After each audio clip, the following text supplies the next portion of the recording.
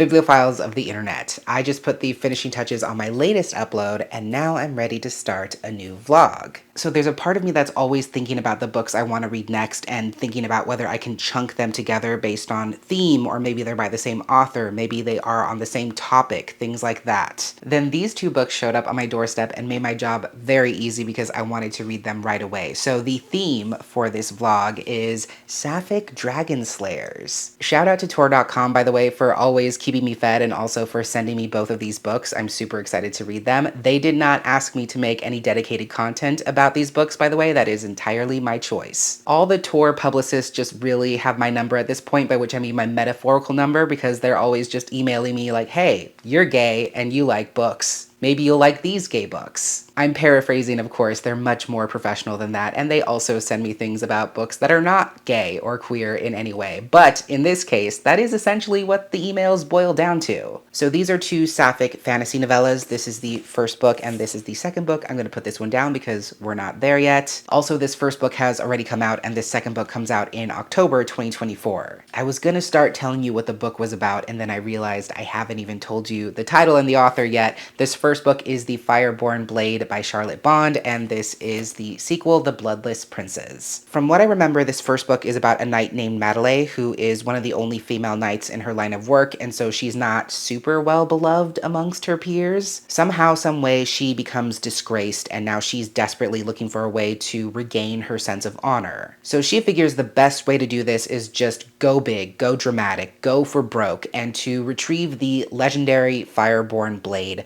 from its keeper, which is a dragon known as White Lady. And of course, actually slaying dragons is not super fun, and it's not super easy. So that's gonna be wild for her, and there's also gonna be a Sapphic romance at some point. My plan for this vlog, and keep in mind, it may not actually pan out this way, is that I could ostensibly, theoretically, maybe read each of these in one day each. Now, I did start a little bit of this first book on my break earlier today, and I am quite enjoying it so far. Also, full disclosure, I do have the audiobook on hand. Sometimes my brain just brains and it does not want to read the words, it wants to hear the words, so I do have that on deck just in case. Again, I've just barely dipped my toes into this earlier, but what I like about it so far is that, first of all, it is very realistic about dragon slaying and like de-romanticizing that whole experience. I feel like we as a society intellectually know that slaying dragons is incredibly scary and super dangerous and results in a lot of loss of life, to say the very least.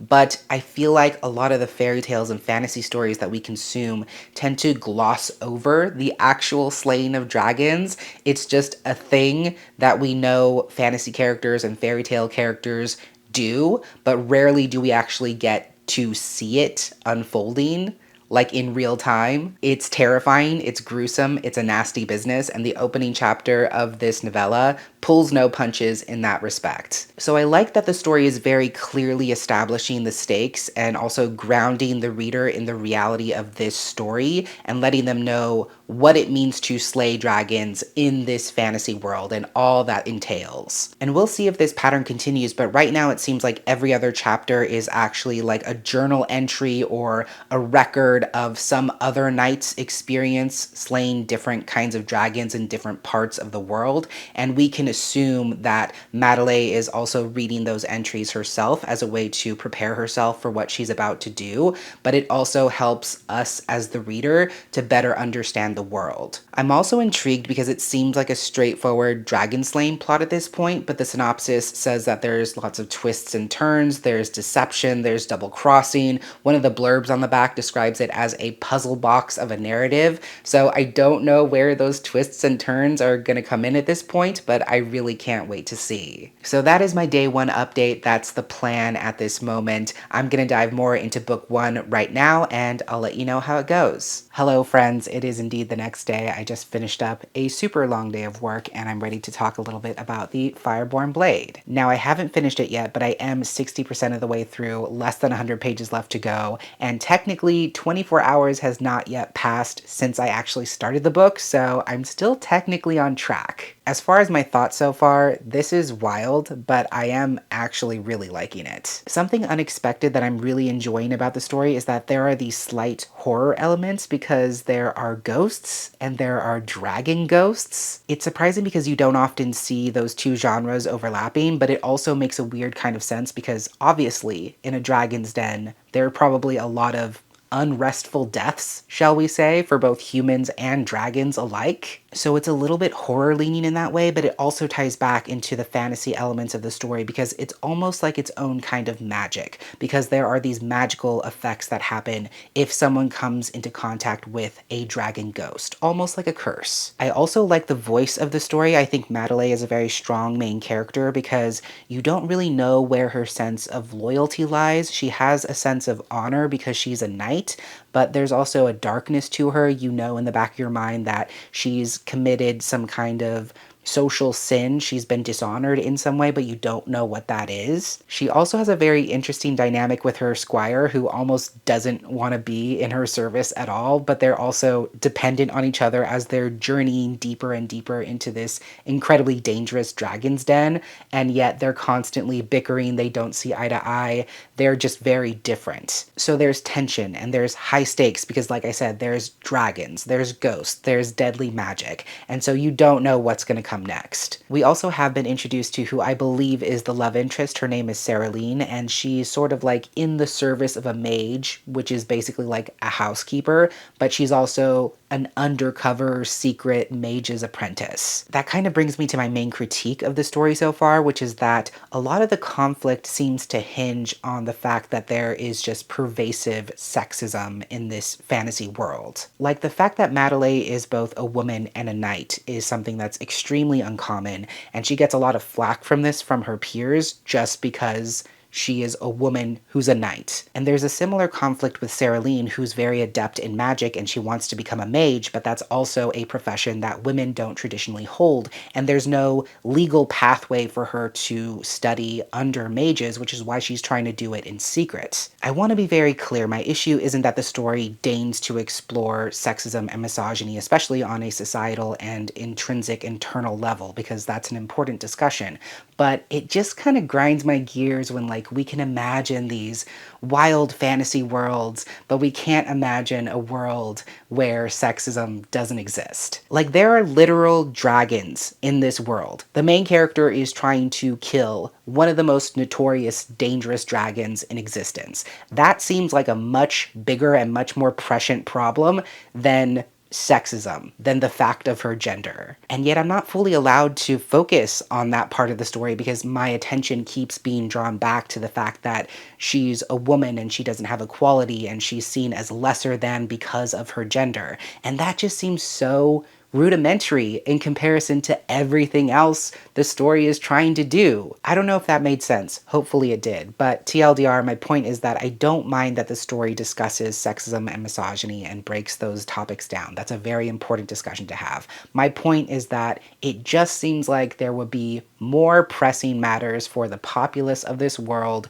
to care about. But again, I'm intrigued, I'm invested, I'm curious to see where the rest of the story goes. Another aspect of the storytelling that I'm really responding to is that this definitely has the story within a story trope, not only because of those dragonslaying records that I mentioned yesterday that are being peppered periodically throughout the story, but also because the characters themselves are exchanging stories. It's a really cool part of the story, and I think it's a really effective method of world building as well, not only because we're learning more about the lore of dragons in this particular fantasy world, but also when the characters exchange their stories, we're learning more about them and what matters to them, what memories they hold with them, and what resonates with them the most. And I also have to say the audiobook is really well narrated, really well produced. I'm very much enjoying listening to that so far, and I am looking forward to finishing this in the next couple of hours. I'm pretty sure I have less than an hour left in the audiobook, so it shouldn't be a problem to finish that up quickly, and then next time I check in, I can tell you my final thoughts, and hopefully we can move on to the second book.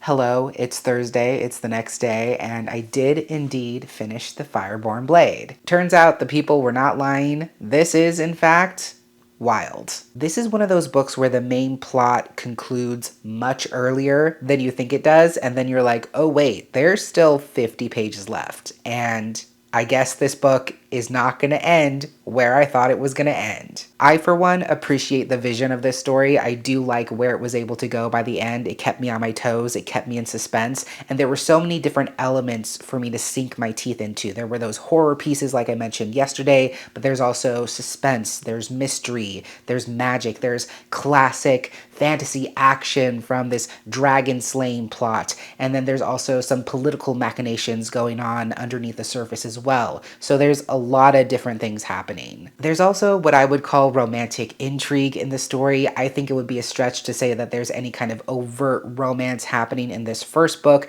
There's flirting, there's getting to know each other, there's romantic inklings, but I wouldn't say that this first book actually constitutes a romance. I like that the story was able to be surprising and also satisfying in the original plot that it undertook, but also that it was able to weave in these exciting twists and turns that make you question things that happened previously in the story. I like a story that kind of shifts right beneath your feet, and that's definitely the kind of story this is. In some ways, I think the story is obviously about the dangers of hubris because Madeleine is very intent on regaining her honor. That's the only thing she cares about. It clouds her judgment. It's the only thing she can focus on. It's the only thing she has space for, and that makes her vulnerable to be tricked or to be taken advantage of or to fall into these different pitfalls. She's so focused on the end game that she doesn't always pause to take in the details. But in the sense of the bigger picture, I feel like the story is really exploring what happens when we reject the roles that are given to us and dare to create new spaces for ourselves. More importantly, I feel like something this first book is on the very surface of is just like barely reaching towards is this idea that when you live in an unjust world, people are very cognizant of the fact that things should change, that change should happen, but we're not always in agreement on how that change should come about. And the people with the most power, the most wealth, resources, privilege, social capital, etc., they want to make themselves seem like the saviors. They want to make themselves seem like the arbiters of change, when in reality, they only condone change if it happens on their own terms. But when something happens that's messy, violent, disruptive, inconvenient for the people in power, suddenly they're not fans of change. As I'm trying to articulate this, I'm thinking about things like tone policing, where people say you can be unhappy, you can be critical of something, you can protest, you can want something to change, but if you don't present it in such a way that's nice and polite and acceptable in some way, then it's quote-unquote invalid. And how that ties back into this book is the characters here are saying, actually, fuck your rules, fuck your expectations, fuck the way things are supposed to be done or the way things are supposed to be. I'm gonna do whatever it takes to survive in this world with some modicum of dignity and freedom. It's not a perfect story by any means. There are some criticisms that I mentioned yesterday that I do think carry over to the end of this story. In particular, I think a lot of the villainous characters are only villainous because they hate women, and they hate women because of how this world is built. There's also some hand-wavy stuff that happens in the middle, by which I mean there's like a character who pops up out of nowhere, and when they're like, oh my god, what are you doing here? The character's like, I'm here for reasons. There is an actual in-story explanation given for why this character has suddenly appeared, but what it boils down to is for reasons. But this was fun, it was a really good time, and I can't wait to see where the sequel goes. Speaking of which, I have it right here. I have not started this yet, even though I did finish this one yesterday afternoon, and I could have started this one right away. I didn't. So technically, because I have not started this yet, I'm still well within my predicted 1 book per day pace. Now, I do have to read this tagline on the back because it's making me even more excited for this. It says, Orpheus meets a natural history of dragons in a tale of death, honor, and true love's embrace. Don't worry, I'm not going to spoil anything from the first book, but apparently this one takes place in the underworld. It kind of sounds like the story is going to be told from Saraline's point of view this time, and she is going to journey into the underworld for reasons to beg a favor from the rulers of the underworld, who are known as the Bloodless Princes. And of course, she has her trusty advisor slash champion, Madeleine, by her side, and they are going to realize very quickly that they might need to have much more than their wits about them to make it out of the underworld alive. And it also sounds like there's more dragons. So dragons in the underworld? Question mark? I don't know, it sounds badass. So I'm definitely going to start this one today. It is slightly shorter than the first book, I would say by 10 to 15 pages. That might not make a huge difference in the long run, so we'll see how far I get. Obviously, because it's an ARC, I don't have access to an audiobook, so that might slow me down a little bit, but I'm trying to be optimistic, so wish me luck.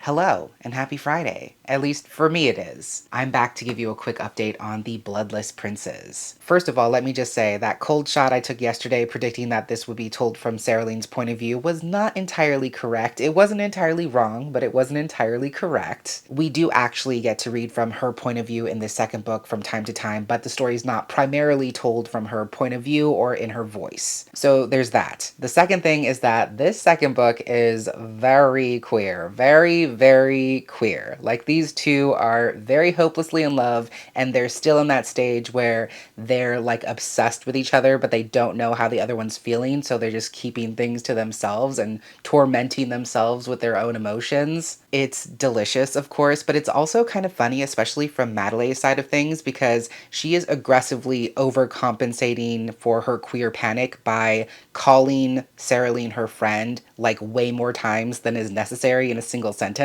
I swear, every 2 seconds she's like, I'm here with my friend, I'm spending time with my friend, I'm comforting my friend, I love being with my friend. And to be 100% clear, I'm not saying she's lying, I'm not saying she's wrong. You can absolutely be in love with your friends. Speaking of humor, I feel like that's something I forgot to mention about the first book, and also something I'm enjoying about this series as a whole so far, is that it's surprisingly funny in unexpected ways, especially when we're reading from Madeleine's point of view, which is a majority of the time. She's a little bit tongue-in-cheek, and I really like that about her. Focusing back in on this second book, what I'm really enjoying about it so far is that it seems to be much more steeped in the folk tales and mythology of this world, the creation story of this world, and I'm really enjoying actually getting to read those stories for myself firsthand. And I really like that this second book is sort of echoing the same story structure as the first book without trying to completely replicate it one for one. Like, the first book was broken up by these chapters where there were knights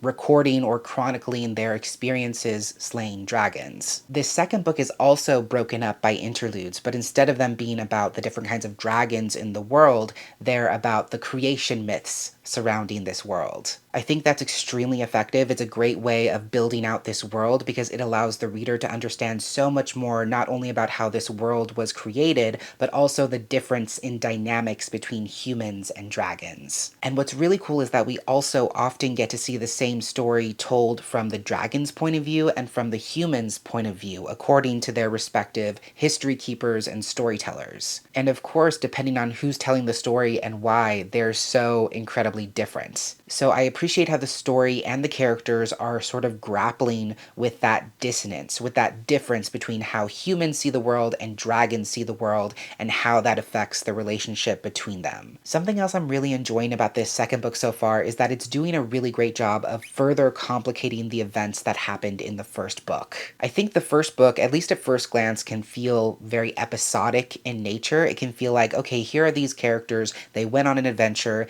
they did things, and now those things have come to a conclusion. Then this second book swoops in and is like, or so you thought. I'm not going to say too much about the plot because I don't want to spoil anything, but I do have to say that comparison between A Natural History of Dragons and Orpheus has been pretty spot on so far. It's juicy, it's interesting, I'm invested, it's getting super queer, and I just want to see what happens next. Also, and I might have more clarity on this once I actually get to the end of the second book, but I don't know whether this is going to be a duology, whether it's the start of a new novella series that just happens to have the first 2 books coming out in pretty quick succession in the same year, but I would love to see this develop into a fully fledged mainstay novella series. I might be totally wrong, but I'm going to call my shot here and now because in this second book there is a mention of 4 magical artifacts: the Fireborn Blade, the Icebound spear, the resurrection dish, and the earth axe, among many others. It says, among many others. So I'm predicting this could at least be a 4-book novella series where each book focuses on a different magical artifact. Personally, I would love that, and if it happens to be more than 4 novellas in total, I feel pretty comfortable saying that I would definitely read them, at least at this point. I have not met the titular bloodless princes at this point, but I'm very excited for them to eventually come to the fore some way, somehow. I'm pretty sure those are all of my thoughts on this second book so far. Very much enjoying it. I have less than 100 pages left and a pretty good chunk of time right now before I head out for the evening to spend some time with friends. My soft goal is to finish this before I have to leave for the evening. I think I can do it, but in case I can't do that and also film my final thoughts today, you'll hear all about it tomorrow. Hello, welcome to the end of the vlog. It is indeed Saturday, the next day, and I did, in fact, finish the Bloodless Princes before I left yesterday with my friends. So even though it doesn't matter a single fucking bit and no one's keeping score, I did, in fact, accomplish my goal of finishing both of these books within 1 day each. So that's a win. For me personally, and no one else. All in all, I really enjoyed this second book. I think it has a slight edge of the first book for me personally, just because there's so many elements of this story that are incredibly up my alley. The Orpheus vibes, the underworld setting, the death magic, the overlapping folk tales, the desperately quiet but yet all-consuming sapphic love. That's just my jam any day of the week. Now, I did offhandedly mention that the second book is about 10 to 15 pages shorter than the first book, and I didn't know whether that would make a difference. But I do feel like you sort of begin to feel that towards the end of this book. What I mean by that is the second book ends very abruptly. Things wrap up super quickly and conveniently, and not in a way that feels 100% satisfying. We're literally building up to a life or death showdown, and it just gets blown over super quickly. And also the story isn't able to fully address everything it sets up, if that makes sense. On the one hand, it's a little bit of a bummer because you know there's more left in the tank, but on the other hand, that also makes a very compelling case for why there might be more books in this series. Because there's definitely room for more. There's definitely unanswered questions set up in both of these first 2 books, and because there are things that are set up in the second book that demand some kind of resolution. And just to confirm what I said yesterday, I would 100% read so many more books in this series. I really hope that it becomes a mainstay novella series in the Tor.com catalog, because this concept of a badass knight and her mage going on magical, fantastical adventures has endless possibilities, and I would read all of them. I will also say there is significantly less sexism and misogyny at the forefront of this second story. That doesn't mean that the story is completely free of those things, but it is much, much less, and in my opinion, that is a vast improvement and only further proves my point. And something that's a key indicator for me, showing me that this would be a successful series if it was continued, if the world was expanded upon, is that it does continue to explore some of the same themes as the first book, but it's not replicating everything the first book does. They are completely different, they completely stand on their own, but they're both accomplishing the same kind of goal. And in its own way, this second story is very much about being brave enough to forge your own path and make your own rules, especially in a world that thrives off of limitations. But again, in terms of structure, in terms of storytelling and plot and atmosphere and vibes, this is a completely different beast from the first book, even though it is tackling similar thematic material, and that's part of why I appreciate it so much. Again, there's only 2 books so far in this series, so maybe it doesn't mean much to say this, but this is definitely my favorite of the 2 so far. Originally, I gave The Fireborn Blade 4.5 stars, but now having read it in context and having read both books in the series so far, I would say this is actually 4 stars, and The Bloodless Princes is 4.5 stars. So that was my week. Those were my thoughts on these Sapphic dragon books. I had a really good time with them. I would absolutely read more books in this series, and if they sound even remotely interesting to you, I would definitely recommend. But that is everything for this vlog. I hope you enjoyed. I hope you learned something. If you want to leave a comment down below, let me know what you've been reading these days, and I hope you're doing well and staying safe and taking care of yourself and the people around you, and I will catch you next time.